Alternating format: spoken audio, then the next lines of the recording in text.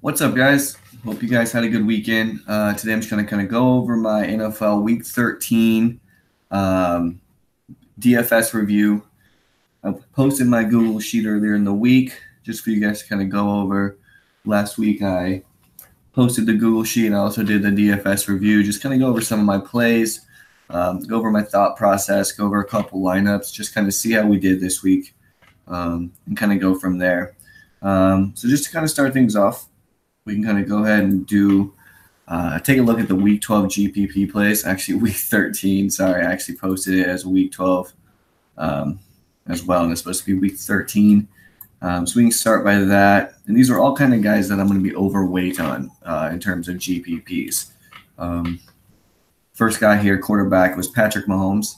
I was heavy on Patrick Mahomes, like I said. Oakland's inability of getting pressure on the quarterback was a big part of that. Mahomes, like I said, had 142 passer rating when not pressured. And Oakland did rank 31st in adjusted sack rate this season. So he did stick out to me. And I knew that everybody was going to be on Spencer Ware. He was going to be the highest owned player by far. And I kind of thought that we could get a little bit of an edge by going with Patrick Mahomes. And as we can see later on, I went with Travis Kelce. But going with a few of those guys, and I use Spencer Ware in my main lineup as well. I use Spencer Ware everywhere, to be quite honest. But I thought by using Mahomes and using Kelce with him, that we could gain an edge, and it paid off this week.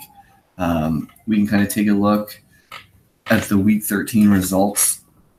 And these are the ownerships. This is right here is the average ownerships percentage. They're all the contests, and this here is like the Millie Maker, just so we can kind of see. And Patrick Mahomes, he was average 19% owned, Millie Maker 19% owned. So he was the second highest owned quarterback overall. He was the highest owned quarterback in the Millie Maker. I think I want to say 55, 60% of Patrick Mahomes through all of my lineups. I created 25 lineups like I normally do, and he was my main lineup. Like I said, he put up 33 DK points. We can kind of take a look how he did. I know he just missed 300-yard bonus. I think he had 295. Let's see. Yeah, he went 23 for 38, 295 yards, and 4 touchdowns. So, he gets that those 5 extra yards. That's an extra 34 points for that bonus. When you take 33 points, 7.6K, he is normally a guy that I don't like to pay for.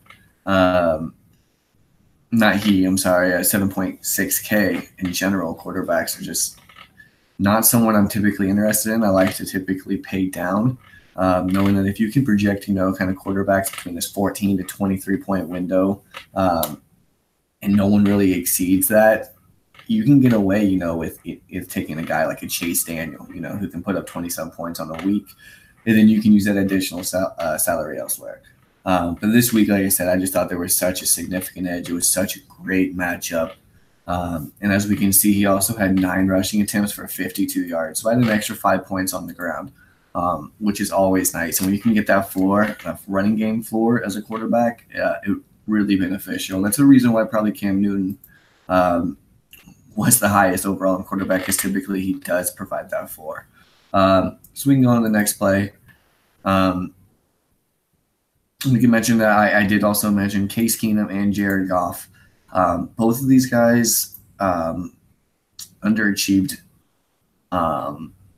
big time for me. As you can see, Jared Goff was the 3rd highest owned quarterback, and Case Keenum here was the 13th highest owned quarterback.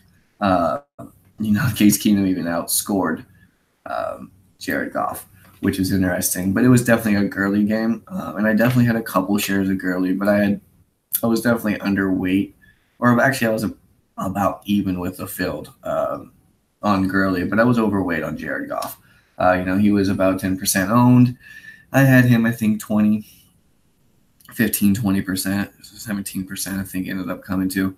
And those lineups didn't turn out so well. I did sack him with Jared Goff, Robert Woods, who I will talk about here in a bit. But both of those guys ended up failing for me. the running backs in those games took over like expected. And like I said, I went even. I even went overweight on Philip Lindsay, who we will talk about later as well. But those guys did not pan out. But luckily, Patrick Mahomes, who was quite way over half of my ownership, did pan out. So running back, Matt Breida. This guy definitely did not pan out. He was in a good matchup. I felt like the running backs are the way to attack Seattle. They ranked 20th in DVOA, 22nd in red zone rushing DVOA, and 32nd in yards allowed per carry. I felt like Breida was going to be able to get those 12-plus carries, was going to be able to get those targets, and that did not pan out. We can kind of take a look here at that game log and kind of see what happened. You can see he only saw 5 carries. Jeff Wilson ended up getting 15 carries for 61 yards, and Jeff Wilson caught 9 targets, while Matt Breida only got 3. Injury concerns are always a thing with Matt Breida, knowing he comes out of games, comes back into games, and I knew that was a risk, and that's why he was a GPP play, and he wasn't a cash game play. I thought he was a decent pivot over Philip Lindsay. Like I said, I didn't have more Matt Breida than I had Philip Lindsay, but I was overweight on Matt Breida. Let's take a look at his results and see what he came at ownership-wise.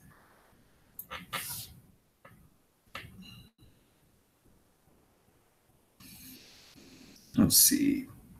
Matt Breida came in at 3% owned. And like I said, Philip Lindsay was 27% owned. The process was there. I think that was a good thing to do in a few lineups, was to pivot off of Lindsay, get to a guy like Breida, or Carson. Carson was 2.8%. He had a little better of a game, not much. I know he's not typically going to be effective in the passing game. You normally need him to get inside the box, need him to have a big, 100-yard rushing game. And that's why he was a GPP play. So he kind of failed, and LeGarrette Blount failed as well. I think he got 5 points, 50-some rushing yards. That game didn't kind of pan out like I wanted it to. I thought you could kind of sneak in there a couple times. But that's okay. Those guys were just GPP plays. For the most part, in my GPP lineups, you go with those higher-owned running backs for the most part, as shown this year, just, even in the flex spot, to plug in those workhorse running backs. These were some guys that I thought were good pivots. 8,200 here, that was wrong. That's 5,200. So it was definitely not 8,200. Or actually 5,800. Sorry, Chris Carson was 5,200. So those guys were going to be fails. Then we go on to Robert Woods. Robert Woods ended up having a good game. Let's check his ownership. He came in and he was the 9th highest owned guy, 13%. So not bad ownership, put up 18.8 points. Obviously, Jared Goff didn't have the near as good of a game as we wanted him to have, and that was going to hurt Robert Woods a little bit as well. But Robert Woods did get in the box. He was definitely the most effective wide receiver for them. Brandon Cooks ended up putting up 10 fantasy points. Josh Reynolds put up a little less than 4. So he was the guy to own this week. Robert Woods, I thought, was a great play. It just happened to be where Jared Goff did not have the game he had. It was definitely a girly game. But Robert Woods was still a good play. He was definitely one of my highest owned wide receivers on the week. Still one of my favorites. We'll take 18 points. He didn't have, that's generally not going to win you a big tournament, but it's not going to lose you a tournament either. Honorable mentions: Tyreek Hill, Taylor Gabriel. Tyreek Hill, another guy I liked a good chunk. But it was the Travis Kelce game. And, Tyreek Hill, I think 6 out of his 12 games this season, he scored less than 15 DraftKings points, I want to say. He's just a guy that's not going to be very consistent. He doesn't get double-digit targets. His targets are generally more valuable because they are coming through the air. They're coming from Patrick Mahomes. So you take that in consideration. 9,100, there's no way you could play him in cash. But as a GPP play, you always can play Tyreek Hill. He always, he was legitimately 2 catches away from everything being completely different. And he has 150 yards and a couple touchdowns. So, that's okay. Tyreek Hill didn't pan out. You take the loss with him, move to next week, and you play him again. Taylor Gabriel, he was very upsetting. He dropped a touchdown late in the game. He was a thin play. I knew he was a thin play. I actually ended up using him in one of my main lineups. I pivoted off, did a 2v2 that ended up costing me a little bit, but we'll talk about that in a second. He just didn't pan out. That offense is always a little shaky. I felt like Chase Daniel was going to have time. Matt Nagy is an offensive genius. The guy just the plays that he scripted up are just unbelievable. So I knew Chase Daniel had the ability to get it done. I knew that the Giants are one of the worst teams, if not the worst team, getting pressure on the quarterback, next to Oakland. So I knew that there were going to be potential for these wide receivers to have a good day. I kind of thought the short A dot for Taylor Gabriel was going to pan out. As you guys know, I was a fan of Taylor Gabriel during the DraftKings Thanksgiving Day slate as well. I'm just kind of a fan of this guy's game. I think he's a little underrated. He didn't pan out. He caught a few balls. He would have caught that touchdown at the end of the game. He had an extra 7-8 points there. And all of a sudden he's hitting value for you in those cash games. But we'll take that as a loss. And Travis Kelce, he was my highest owned player on the entire slate, next to Ware and Patrick Mahomes. It was just such an elite matchup. Like I said, the Raiders ranked dead last versus tight ends in DVOA, 31st in success rate allowed to tight ends, and 32nd in yards per attempt allowed to tight ends. No Watkins, I felt like was going to kind of funnel those targets to either Hill and Kelce. It was definitely targeting to Kelce. They took advantage of that matchup like good teams do. Good teams scheme their good players open, and that's what they did. It was a great matchup. They saw it on paper, and they took advantage, and he was just a smash bet. It had him everywhere. And if you went with Mahomes Kelce this week, you more than likely cashed. Honorable mentions, Gronk, Uzoma. Gronk didn't have a good game. I thought still 5,400. Showed a little bit of signs last week. And he didn't have a good game, but that's okay. And Uzoma. Uzoma was a guy I brought back a couple times in the Case Keenum stacks. And it didn't work out, but that's okay. As we can see here, his ownership was 1%, less than 1%, and he did score 8 points. So you will take that. If you would use him in cash games, you'll take that, but I didn't. I used him for tournaments, and those 8 points just weren't going to cut it, especially on a day with Travis Kelce. And then, even Austin Hooper and Eric Ebron performing decent games. But it's just those 8 points weren't bad, and we'll take those, but they're not going to win you a tournament. So all in all, those were the plays. I would say, 3 out of 4 of my main guys I was overweight on did justice. Kelce, Mahomes. If you went with those two, there's a good chance that you cashed. If you're doing cash games, if you're doing tournaments, there's just a good chance that you made a little bit of money with those guys. So we'll take that, and now we'll kind of go over to the sheet here. And just real quick, kind of just very quickly go through Gus Edwards. Let's see exactly what he did. Gus Edwards wasn't a guy that I ended up using very much. Obviously, throughout the slate, things changed. And he wasn't a guy that I had a whole lot of interest in going forward. And he was 4% owned. He definitely went way under owned. He put up 8 points. He just typically is not the pass-catching guy. I kind of figured that out later in the week. So I use a guy that I ended up going off of quite a bit. And to be honest, I don't think I used any Gus Edwards this week. And something that I need to get better on is kind of updating this Google Sheet. A lot of times, I'll post it, and I'll end up never really kind of open, kind of looking at it. I like to see the interactions. It's like to the traffic. I like to see people coming in, people coming out. So it's something I like to keep an eye on, but I don't generally update it.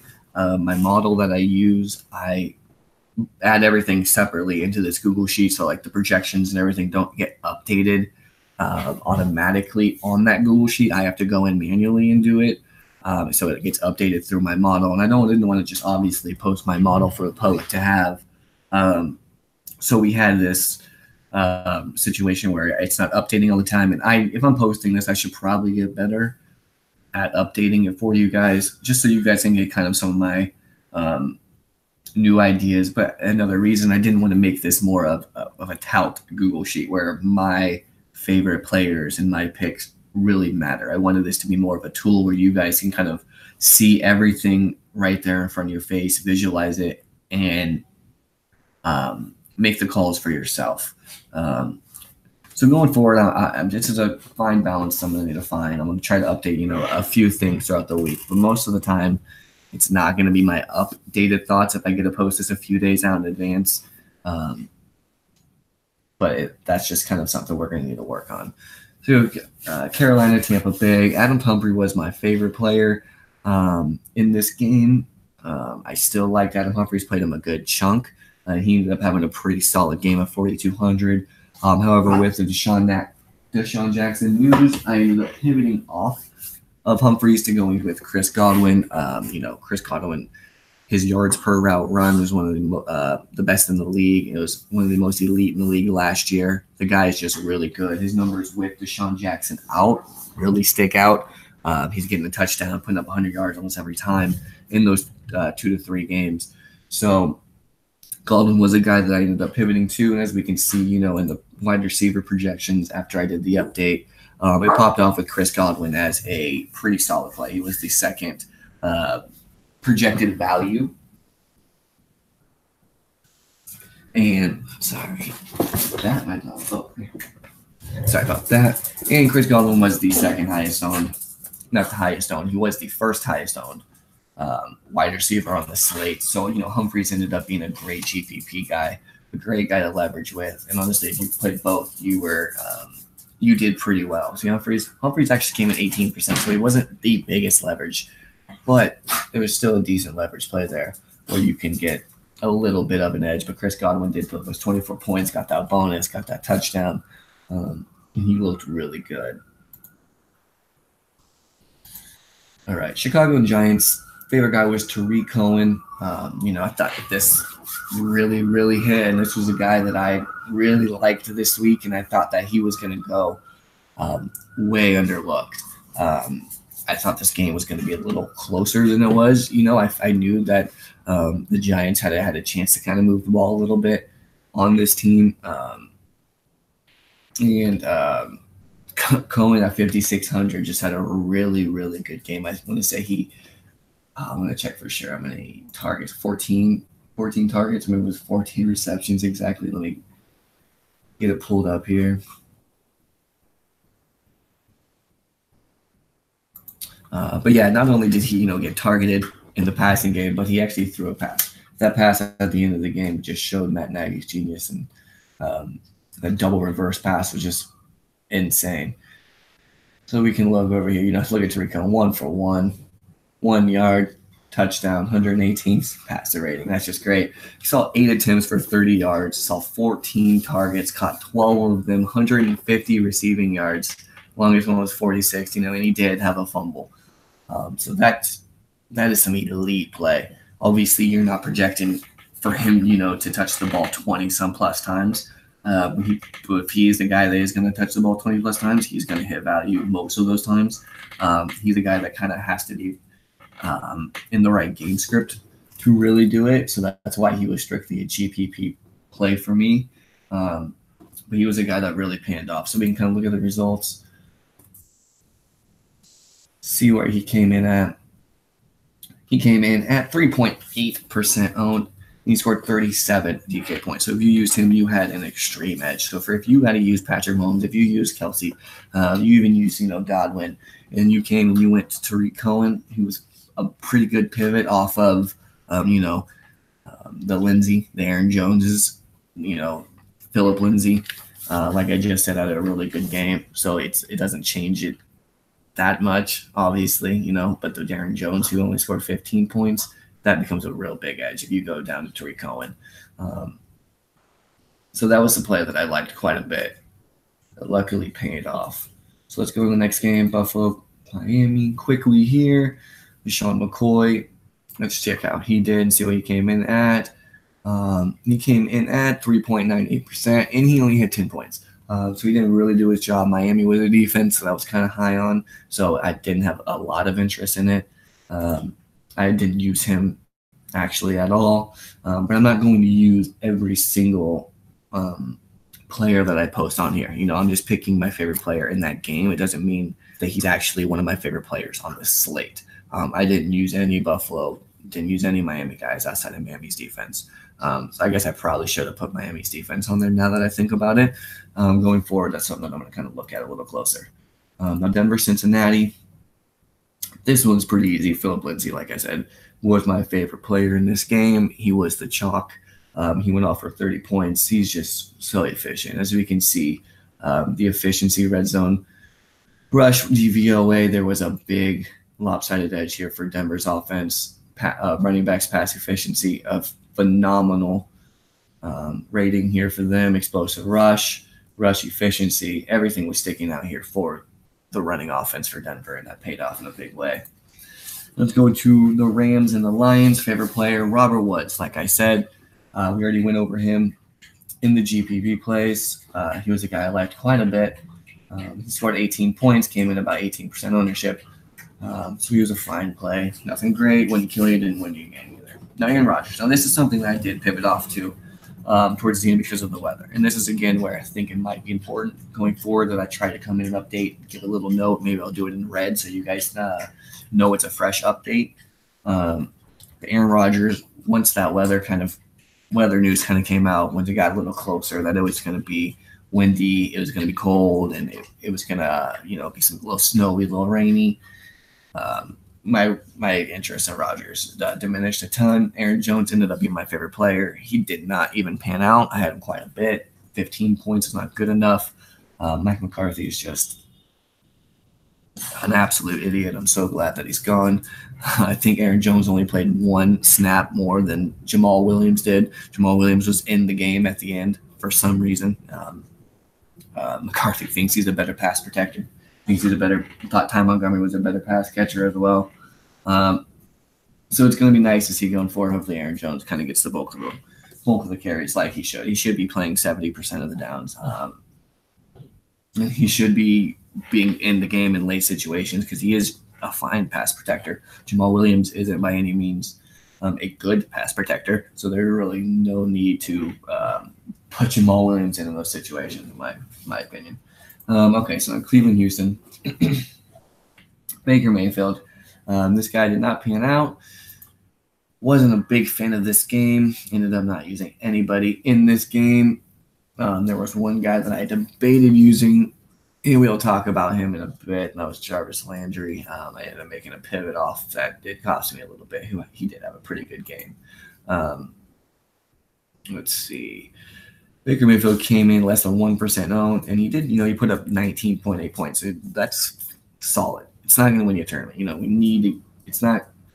need him to really put up a solid game. And, 19.8 points is solid. You're going to take it, but it's not going to win you a tournament. If you're playing cash games, that's fine at his price. Let's see what his price was. Was it 56? Yeah, 5,600. So that's okay. But like I said, he isn't a guy I had any exposure to. I didn't have any exposure to this game whatsoever. Colts in Jacksonville, Eric Ebron. He was the chalk.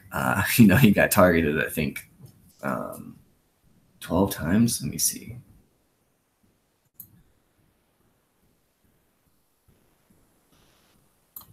Let's see.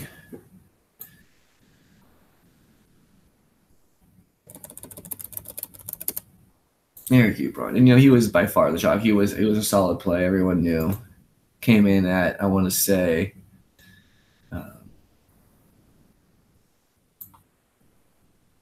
35% owned.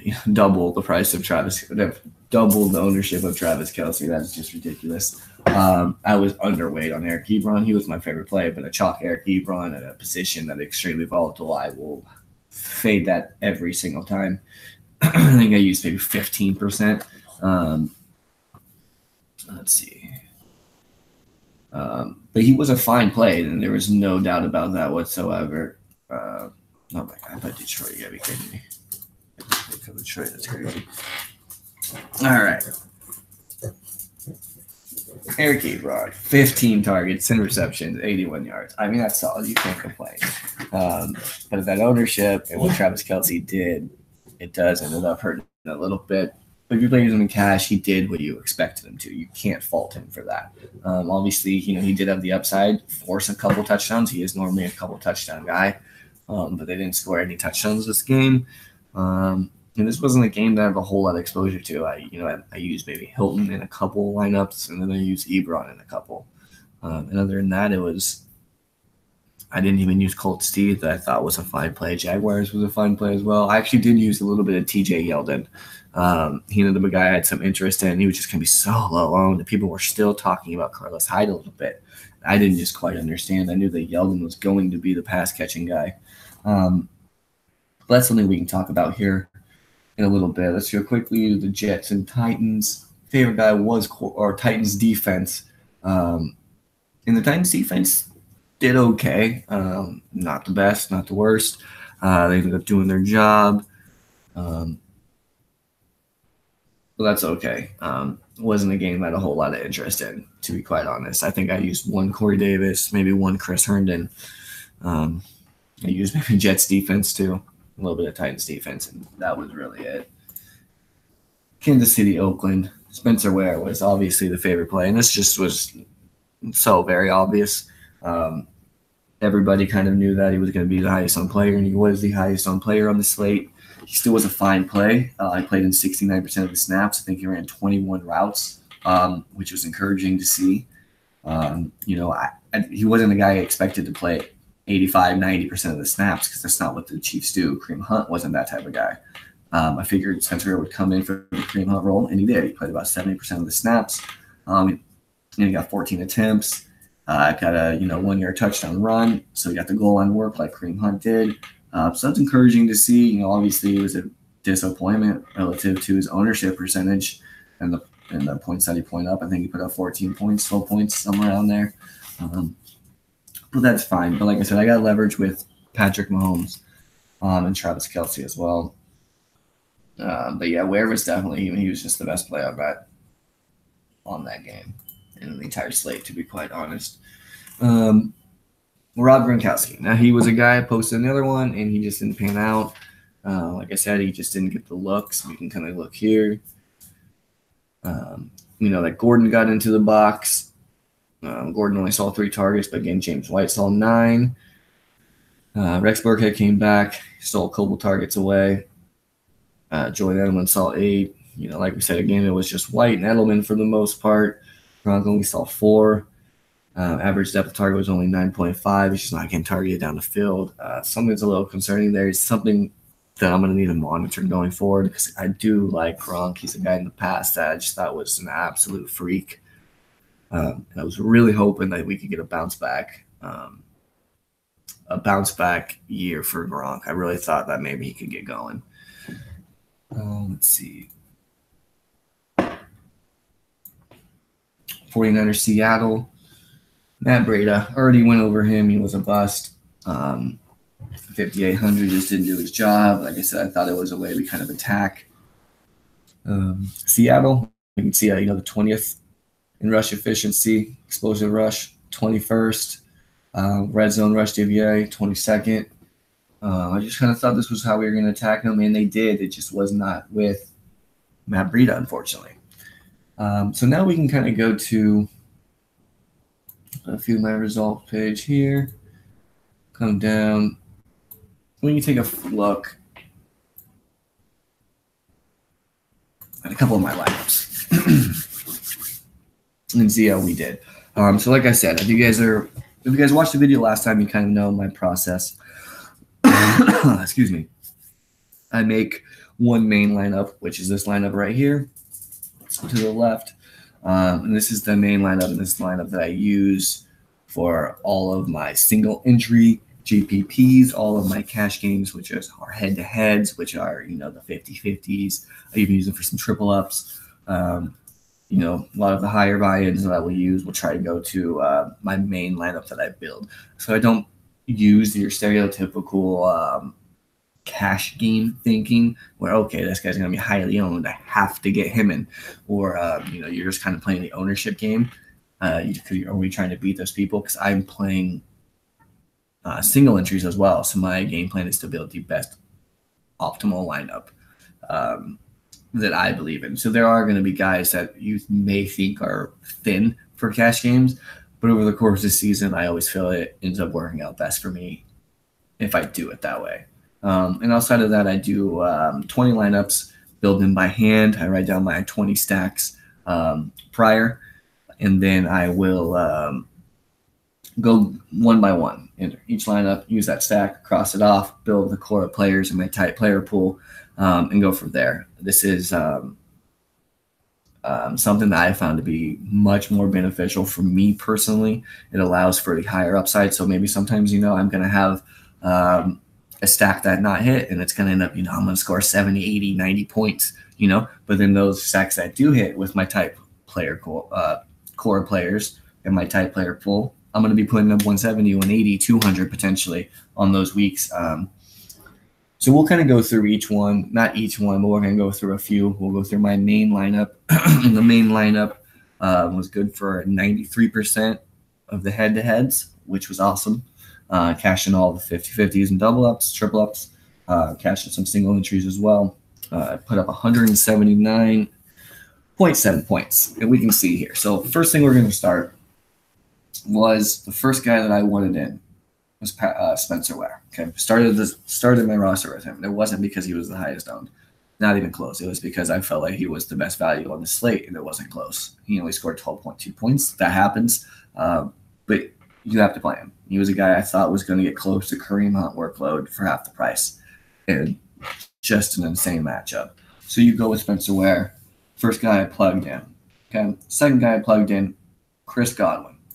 It just likely would have been Humphreys, and had that Deshaun Jackson news really not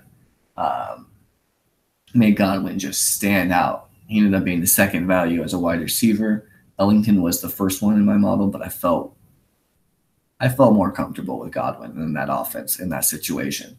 Godwin is just an elite player. His yards per route run is among the elite in the league. It's been like that for back-to-back years. He was the first guy. He was the second guy I needed in here, first wide receiver. So he was my second value play. So at this point, we got Spencer Ware, we got Chris Godwin. Okay, third guy. Normally, this is not something that I do, but I went with Travis Kelce. Normally, tight end is a position I will kind of leave towards the end because generally it is a position I like to punt. I like to go cheap at, and take a guy that might get you 2 to 3 points because generally the guys above him, outside of the Ertz and Kittle and Kelce, are probably likely going to get you 9 to 8, 10 points. But Kelce, like I said, I wrote in the thing. He was a guy I'm going to go up in my main builds off of Ebron, and I felt really good about it. And so I plugged him, and he's the third player I plugged in. 42 points is just, you can't beat that. That's above everything you wanted. He got you everything you needed. You got the looks, you got the touchdowns. So Kelce was an absolute smash play. And when he comes in about half the ownership of Eric Ebron and, scores probably, I think, 25, 30 points more than Eric Ebron, you're going to cash in that situation. Like, that's just such a huge edge in 50-50s in the head-to-heads. It's insane. So that was huge for me this week, was to go Kelce there. So then after Kelce, my next play was Patrick Mahomes. Generally, again, I will like to wait on quarterback because I'm okay with paying down at quarterback if needed. I kind of like to build other rosters, or fill out the other roster spots and kind of go from there, see what I have room with, maybe do a couple pivots if I need. By this point, I knew Patrick Mahomes was the guy I wanted this week. I didn't feel that comfortable with Cam, like a lot of people did. Jameis, was standing out to me as a good play, but I'm just not using a guy like Jameis or Fitzpatrick in my main builds anymore. I did that a couple times, and I got destroyed when they ended up switching, at half or in the end of the second quarter or whatever it is. So that was just a sketchy situation for me that I thought I could just maybe get some of Jameis Winston from Chris Godwin or Adam Humphreys, which we'll talk about here in a second. So Patrick Mahomes, I plugged him in. I knew that everyone was going to Spencer Ware. I knew that there would be a little bit of an edge there, especially in my head-to-heads if I throw in with Mahomes and Kelsey, because the likelihood of other people throwing in 3 Chiefs with Spencer Ware, it's just not going to happen, very often. So I knew by doing that I would get a little bit edge on the field if it panned out, and it did. 75 points from Mahomes and Kelsey.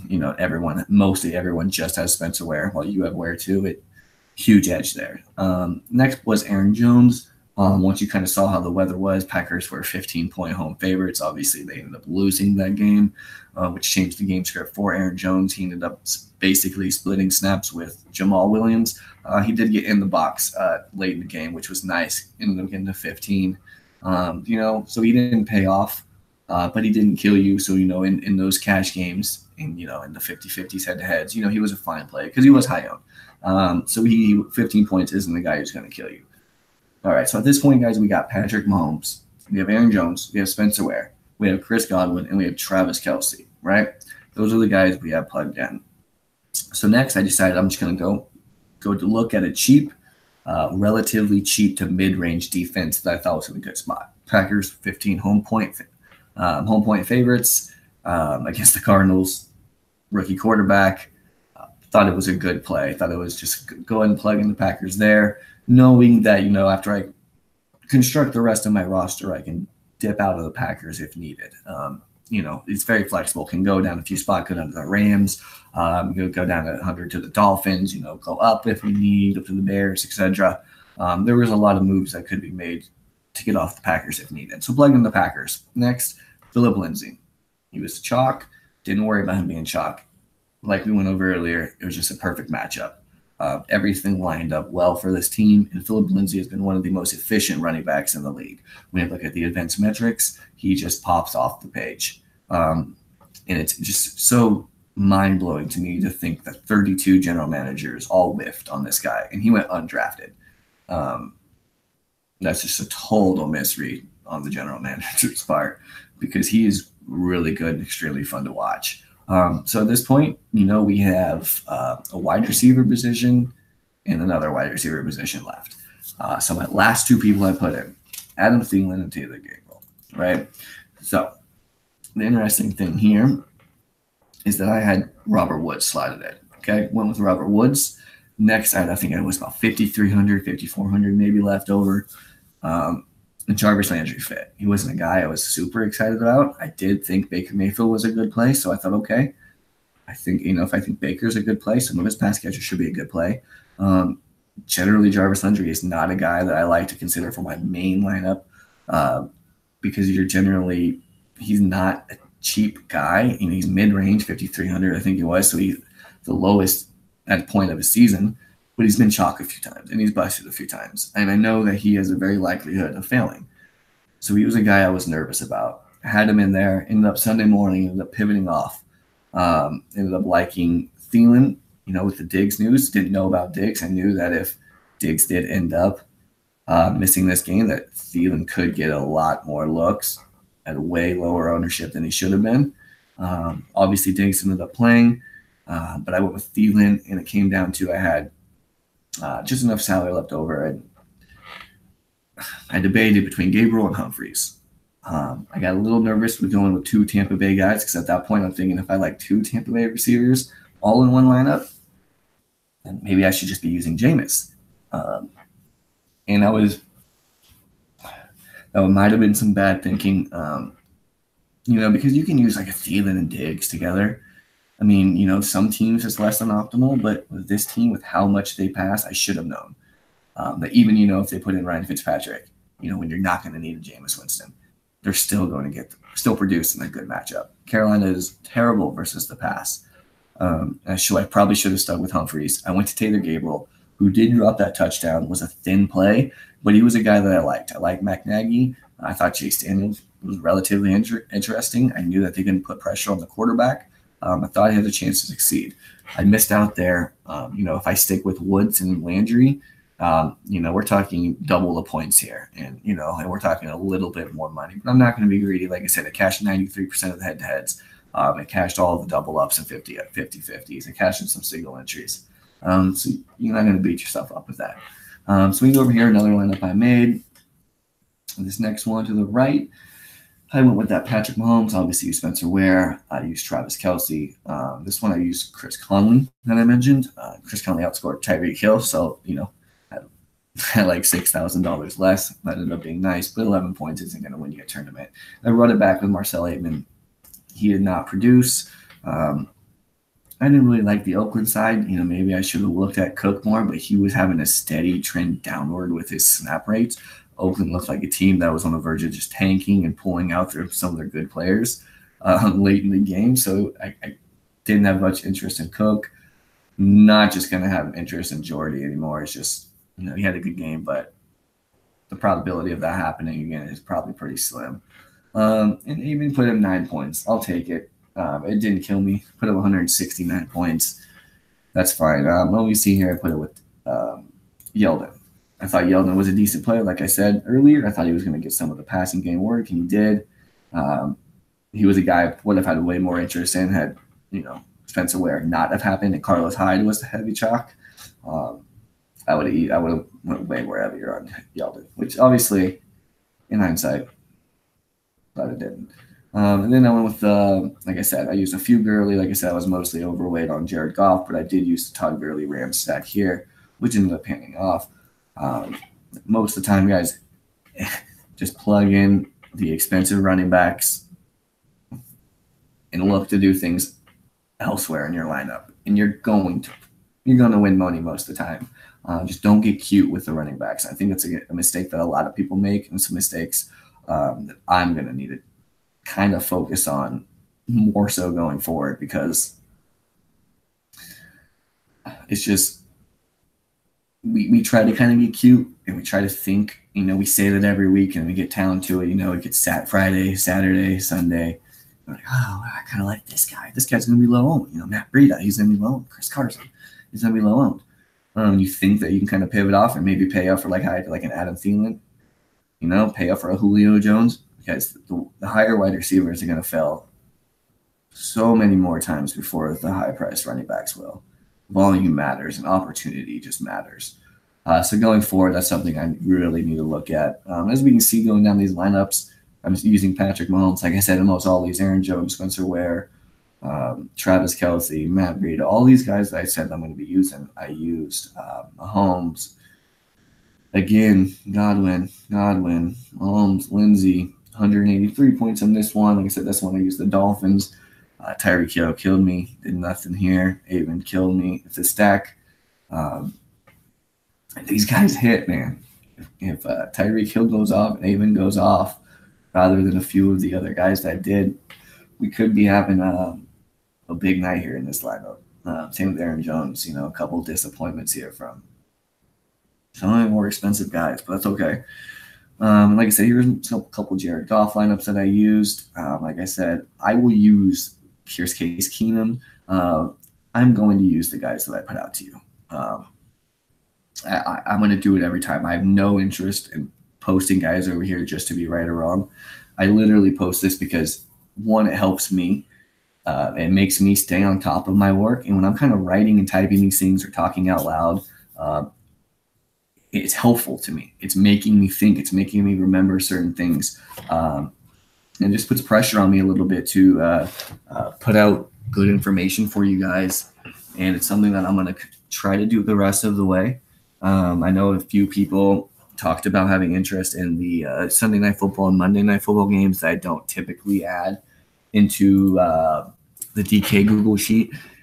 And that's something I'll try to do going forward. Typically, I just don't do it because for myself, I only play DraftKings main slates, and I do not do showdown slates. Like if I do, I'm posting like just a $10 lineup that I pretty much know I'm going to lose. But it's kind of fun when we sit watching the games. If I do anything, it's going to be that. Just long term, it is not positive for your ROI. You're just not going. There's just no edge there, guys. It's one game, and it's fun. But, unless it's like the Chiefs versus the Rams, it's super hard to kind of find an edge there. So like I said, I can still post it going forward because I understand the interest in it. It's fun. So I get something that I'll just try to include going forward. But I just kind of want to let you guys know that is a reason why I was not kind of doing that going forward or in the past. But I think that's going to do it today. I really appreciate you guys hanging out with me. I kind of enjoy doing these videos, kind of going over my process. Like I've mentioned before, going over your process each week is vital to success in DFS. Guys, DFS is hard to be profitable long term. And the only way to do that is to go back each and every week, assess your lineups, assess the pros lineups, figure out why did you go this route? Maybe should you have done this? Why should you have done this? And go through all of these pieces and go through all of your research that you did that past week. Find out where you went wrong, where you went right, where you can get better, and how you can take this to the next week to be more successful. Because at the end of the day, it's all about progression and being better than the previous week. This is not something you're going to get rich in overnight. Very small percentage of you will hit something big. Grind it out. Be very critical of your process. Put your ego behind you. Do not be the smartest person in the room. Guys, I listen to so many podcasts throughout the week. I'm a firm believer in never being the smartest person in the room. Always read, listen, do anything that you can to help better yourself. And I'm not meaning just go necessarily go read what people are picking, go picking each picks each week or start sit articles, whatever it is. Like those are all good and those are fine to read too. But listening to people, listening to reasons why, reading research, reading numbers. Evan Silva's article every week is phenomenal to read. You get a lot of information out of that.